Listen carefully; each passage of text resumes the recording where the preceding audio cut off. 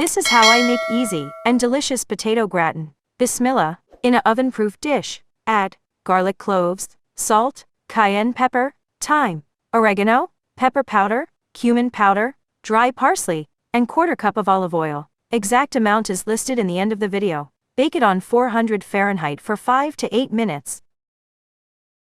Meanwhile, peel about 3 pounds of russet potatoes and cut into thin slices. After 8 minutes, remove garlic and herbs from the oven. Mash the garlic and mix well. Grease the 9 inches deep baking dish. Arrange the sliced potatoes by dipping into garlic and olive oil mixture. Here I'm speeding up the process.